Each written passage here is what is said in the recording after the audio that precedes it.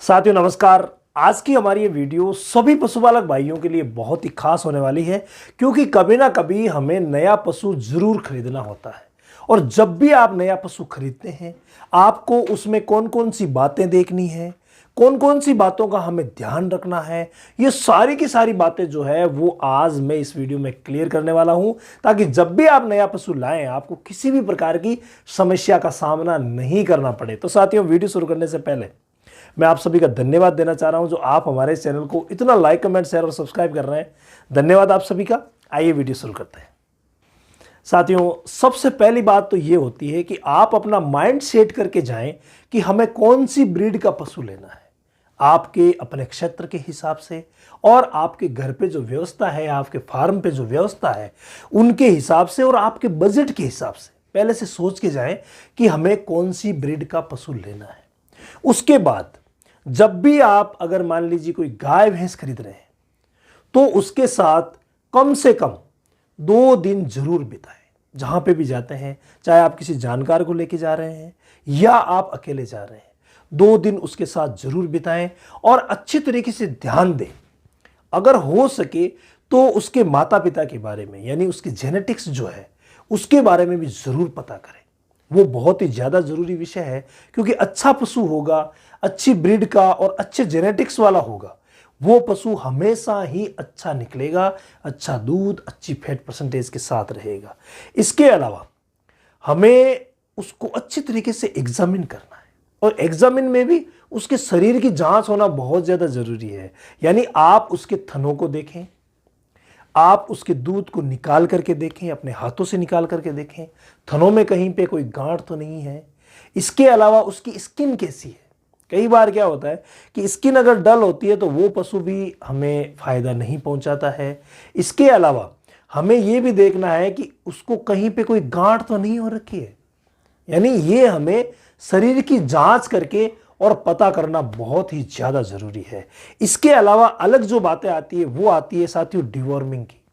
क्या जिस ब्रीडर से आप ला रहे हैं, जिस पशुपालक से आप ला रहे हैं, उन्होंने डिवॉर्मिंग करवाई है या नहीं करवाई, ये भी बहुत ज़्यादा ज़रूरी विषय है। क्योंकि अगर करवा दी है तो हमें 2 महीने रुक करके करवानी है, और अगर करवाई नहीं है तो जो ही आप अपने घर पे ले जाते हैं पहले उसकी डिवॉर्मिंग करवानी है। और दूसरा विषय है वैक्सीनेशन का। वैक्सीनेशन भी बहुत ज़्यादा ज़रूरी है। वैक्सीनेशन किस मौसम में कौन सा होता है, हमने एक अलग शेड्यूल बनाया था जो डिस्क्रिप्शन में है, आप देख लेना। बाकी जो भी ब्रीडर या जिस पशुपालक से आप ला रहे हैं उन्होंने सही समय पे वैक्सीन करवाई है या नहीं करवाई है, ये भी बहुत ही ज़्यादा ज़रूरी विषय है। इसके अलावा आप उसके बारे में कंप्लीट जानकारी लें कि इसको आप किस समय क्या क्या खिलाते हैं। कई बार क्या होता है कि जहाँ से हम ला रहे हैं उसे अलग चीज़ें खिलाई जाती है और हम अपने फार्म पे लाते ही उसे जो चीज़ें खिलाते हैं उसकी वजह से कई प्रकार की प्रॉब्लम्स खड़ी हो सकती है।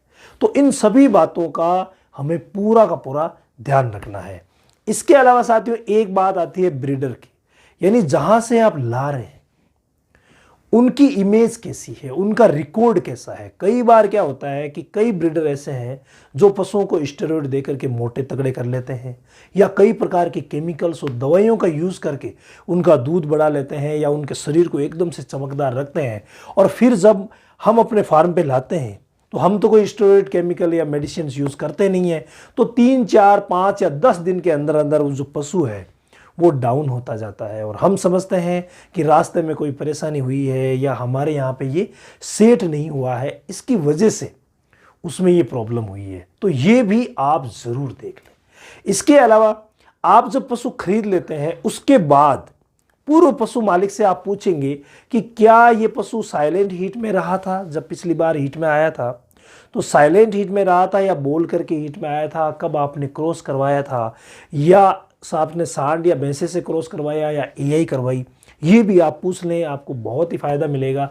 इसके अलावा बच्चा देते समय क्या पशु को कोई तकलीफ हुई, उसकी जेर गिरी तो कितनी देर में गिरी और कोई प्रॉब्लम तो नहीं हुई, कोई इन्फेक्शन वगैरह तो नहीं हुआ, कोई प्रकार की दवाइयाँ तो उसे यूज़ नहीं की गई, या किसी प्रकार की कोई बीमारी तो इसे नहीं हुई।